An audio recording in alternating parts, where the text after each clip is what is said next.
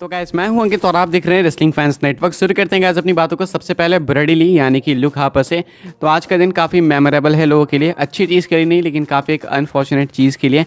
आज से बिल्कुल 3 साल पहले आज के दिन ही लुक हार्पर की अनफॉर्चुनेट डेथ हुई थी। लुक हार्पर हमें छोड़ के चले गए थे, तो उनको ट्रिब्यूट देते हुए एक बार हम लोग कमेंट सेक्शन के अंदर उनको याद कर लेंगे। तो आप लोग चाहो तो लुक हार्पर को लेके कुछ कमेंट वगैरह कर सकते हो कमेंट सेक्शन में। ये बस एक चीज़ थी छोटी सी जो मुझे लगा आपको याद दिलानी चाहिए, क्योंकि बहुत सारे लोग भूल जाते हैं, मैं खुद भूल जाता हूँ इन चीज़ों को। इंटरनेट पे देख के मुझे पता लगता है, तो मुझे लगा कि आप लोग को भी बता देते हैं। खैर अपडेट्स के ऊपर बढ़ते हैं गैस, शुरू करते हैं सबसे पहले सेमी ज़ेन से। तो पिछले वीडियो के अंदर ही मैंने आपको बताया कि जो सेमी ज़ेन है वो WWE के अंदर वापस आने वाले हैं। ऐसा नहीं है कि बहुत टाइम से गायब थे, 1-1.5 साल से। अभी जस्ट कुछ हफ्तों पहले वो एब्सेंट हुए मैकइंटायर के अटैक के बाद, एंड उसके बाद WWE ने उनको टेलीविजन से हटा दिया। एंड अब जो है सेमी ज़ेन का रिटर्न भी कंफर्म हो चुका है। ये जो MSG वाला इवेंट होने वाला है, जो आपको कल देखने को मिलेगा। वैसे आप लोग लाइव तो नहीं देख पाओगे, मैं आपको वीडियो के जरिए बता दूंगा जरूर से, फुटेज वगैरह दिखा के कि ये कुछ हुआ। तो ऐसे में जो है सेमी ज़ेन उस इवेंट में पार्टिसिपेट करने वाले हैं। सेमी ज़ेन मैच भी रेसल करने वाले हैं, टैग टीम उनका मैच होने वाला है। ये सब हम लोग पिछले वीडियो में बात कर चुके हैं, तो पिछले वीडियो अगर आपने नहीं देखे तो जरूर से जाके चेकआउट करना। सेमी ज़ेन खुद भी इस चीज़ को कंफर्म करते हैं, कहते हैं I will be performing on WWE's holiday tour 5 great cities in 5 nights to end 2023 the wildest year of my career. And उसके बाद पूरा शेड्यूल डालते हैं कि आज लड़ेंगे, देन उसके बाद कल लड़ेंगे, फिर 28, 29, 30 बैक टू बैक कम्पीट करने वाले हैं। तो ये कुछ जो है सेमी ज़ेन का रिएक्शन है। इसके बाद एक और ट्वीट पोस्ट करते हैं अपने ट्वीट को कोड करके, एंड यहाँ पे भी वो इन्हीं सारी चीज़ों के बारे में बात करते हैं, अपने इस साल के बारे में कि ये साल उनके लिए क्यों स्पेशल रहा, क्यों अच्छा रहा, एंड फैंस के सपोर्ट के लिए थैंक्स कहते हैं बहुत ही ज़्यादा। तो ये कुछ है गाइस सेमी ज़ेन का रिएक्शन इस चीज़ के ऊपर। बाकी इससे क्या पता चलता है, इससे पता ही चलता है ना कि जो डे 1 के अंदर मैच होने वाला है मैकइंटायर एंड रॉलिंस का, उसके अंदर शायद से सेमी ज़ेन की इन्वॉल्वमेंट होगी। बिकॉज मैकइंटायर की वजह से ही सेमी ज़ेन 1-2 हफ्ते 3 हफ्ते जितने भी टाइम के लिए बाहर गए थे। एंड अभी वो अगर लाइव इवेंट्स में कम्पीट कर रहे हैं तो WWE उनको जरूर से मंडे नाइट रॉ में भी लाएगी डे 1 के एपिसोड में। एंड साल 2024 का जो पहला एपिसोड होगा वहाँ पर शायद मैकइंटायर अगर अपनी अपॉर्चुनिटी वापस से हारने वाले हैं रॉलिंस के अगेंस्ट, तो वो इस बार सेमी ज़ेन के अगेंस्ट हारने वाले हैं। आगे बढ़ते हैं गैस, बात करते हैं अगली स्टोरी के बारे में, जो कि है डे 1 मंडे नाइट रॉ को ही लेके। मैं आपको बैटिंग ऑड्स बता देता हूँ टाइटल मैचेस की, एंड 2 टाइटल मैचेस की ऑड्स मैं आपको बताऊंगा, एक विमेंस वाले की एंड एक सेथ रॉलिंस वाली वर्ल्ड हेवीवेट चैंपियनशिप। तो 2 मैचेस हैं टाइटल मैचेस, एक होगा रिया रिप्ली वर्सेस आइवी नाइल। इस मैच के अंदर कौन फेवरेट है वो मैं आपको बताऊंगा, साथ में Seth Rollins versus Drew McIntyre, ये वाला जो टाइटल मैच है इस मैच के अंदर कौन फेवरेट है। So according to betting odds आप लोग देख सकते हो Rhea Ripley versus Ivy Nile में ऑब्वियसली रिया रिप्ली रिटेन करेंगी, उनके लिए ऑड्स है -5000 की, एंड आइवी नाइल के लिए जो ऑड्स है वो है +1000 की। तो बहुत ही मैसिव डिफरेंस है, इजीली यहाँ पे रिया रिप्ली डिफेंड कर लेंगी टाइटल को सक्सेसफुली। उसके बाद उसके बाद वर्ल्ड हेवीवेट चैंपियनशिप का मैच है Seth Rollins versus Drew McIntyre, and यहाँ पे सेथ रॉलिंस फेवरेट है, लेकिन यहाँ पे इतना मैसिव एज सच डिफरेंस नहीं है जितना कि रिया रिप्ली वर्सेस आइवी नाइल के मैच के अंदर है। एंड सेथ रॉलिंस यहाँ पे -400 के साथ फेवरेट है, मैकइंटायर अंडरडॉग है +250 के साथ। अब इस मैच की एंडिंग जो है ना इंपॉर्टेंट है, चांसेस तो वैसे भी रॉलिंस के ज़्यादा ही थे, लेकिन क्या पता भाई मैकइंटायर जीत जाए, कुछ नहीं पता, साल 2024 की स्टार्ट क्या पता क्रेजी हो जाए।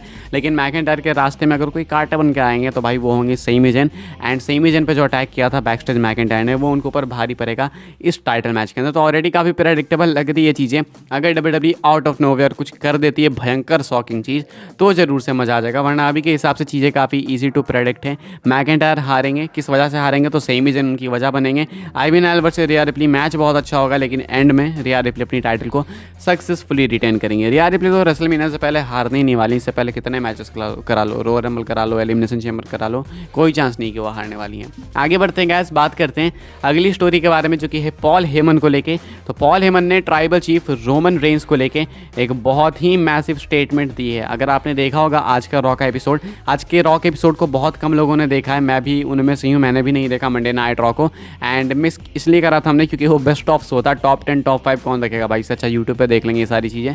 तो अभी WWE उस एपिसोड को टेलीकास्ट कर रही थी, एंड इस एपिसोड के दौरान पॉल हेमन अपीयर हुए थे। जी हाँ, मैं आपको बता दूँ, एक कैमियो था पॉल हेमन का, ये पूरा आप पढ़ लो, उसके बाद मैं इसको ट्रांसलेट कर दूंगा। Paul Heyman showed up and wanted to congratulate Roman Reigns for his 1212th day of championship reign before mocking all of his opponents from the air. Heyman called Jey Uso's good for nothing before saying that Roman will dominate next year as well. Paul also let us know that Roman was not worried about AJ Styles, Randy Orton और LA Knight. तो Paul Heyman Monday night Raw के episode में appear हुए. Roman को congratulate करा उन्होंने कि Roman ने भाई 1212 दिन, काफ़ी स्पेशल दिनों का ये कंप्लीट किए अपने इस चैंपियनशिप रेन के अंदर. उसके बाद मजाक बनाते हैं उन सारे अपोनेंट्स का जिनको कि रोमन ने इस साल हराया, जिनके अगेंस्ट रोमन कम्पीट कर रहे थे इस साल. तो उन सारे सुपरस्टार्स का मजाक बनाते हैं. अब चाहे वहाँ पे जे उसो रख लो, किसको भी रख लो, जे उसो को कहते हैं कि भाई ये किसी चीज़ में अच्छा नहीं है, गुड फॉर नथिंग. उसके बाद जो है ये बात करते हैं रोमन रेंस के बारे में कि अगले साल के बारे में कि अगले साल रोमन का कैसा होगा. तो यहीं पे एक देते हैं वो बोल्ड स्टेटमेंट. अगर इसको मैं थोड़ा सा डिटेल के अंदर एक्सपैंड करूँ तो यहाँ पे इन्होंने बात करी है कि रोमन रेंस साल 2023 की तरह, 2022 की तरह, अभी जितना पिछला टाइम रहा है उसकी तरह 2024 को भी ऐसे ही डोमिनेट करेंगे. एंड ट्राइबल चीफ सिर्फ एक ही है, तो 2024 भी उसकी पकड़ से जाने नहीं वाला है. साल 2024 भी रोमन का होगा. एंड इनकी बातों से लग रहा है कि 2024 के अंदर रोमन हारने नहीं वाले हैं. अब ये बात इन्होंने 2023 में भी करी थी. स्टार्टिंग में ही हम लोगों ने मजाक में लिया था कि भाई हो गया, बहुत हो गया, अब रेसलमेनिया 39 में कोडी हरा देंगे. लेकिन पॉल हेमन की बात बिल्कुल स्पॉइलर में बदल गई. एंड शायद इसलिए पॉल हेमन कहते हैं कि मैं प्रेडिक्शन नहीं देता, मैं स्पॉइलर देता हूँ. तो ऐसे में जो है पॉल हेमन फिर से वही बातें कर रहे हैं. एंड 2024 भी रोमन का साल होगा, ये कुछ कहना पॉल हेमन का. उसके बाद ये भी ऐड करते हैं कि रोमन रेंस कहीं से भी एजे स्टाइल्स या फिर रैंडी ऑर्टन या फिर एले नाइट से किसी भी तरीके से टेंशन में नहीं है. उनकी वजह से रोमन को घंटा फर्क नहीं पड़ता है, वो उनके लिए वरिड ही नहीं है. तो ये जो है पॉल हेमन ने बातें कही है रोमन रेंस को लेके. देख के लगता है कि रोमन नहीं हारेंगे 2024 में भी, अगर पॉल हेमन की स्टेटमेंट पे बिलीव करी जाए तो बिल्कुल एकदम. तो उस हिसाब से अभी के हिसाब से कुछ पॉल हेमन ने एक bold statement Monday night Raw के इस स्पेशल एपिसोड के दौरान डिलीवर किया था. अगली स्टोरी कवर करते हैं गाइस, जो कि एक थोड़ी सी इंटरेस्टिंग स्टोरी है. एंड यहाँ पे थोड़ा सा आपको भी स्पेकुलेट वगैरह करना पड़ेगा. ये स्टोरी है अपकमिंग एक रिटर्न को लेकर जो कि WWE प्लान कर रही है. अब अभी देखो रिटर्न में 2-3 नेम्स हैं. एक तो सासा बैंक्स हो गई, उसके बाद नेम है रॉक का भी, एंड नेम है एजे ली का भी. अब एजे ली के चांसेस सबसे कम हैं, रॉक के उनसे थोड़े से ज़्यादा हैं, एंड सासा बैंक्स के इन सबसे ज़्यादा हैं. तो सासा बैंक्स मोस्ट लाइकली है, तो मैं उनके हिसाब से ये अपडेट बता रहा हूँ. बाकी आप लोग भी चाहो तो गेसेस अपने दे सकते हो कमेंट्स के अंदर. अपडेट का कहना है, I am told WWE merch makers have been told to make return year for somebody.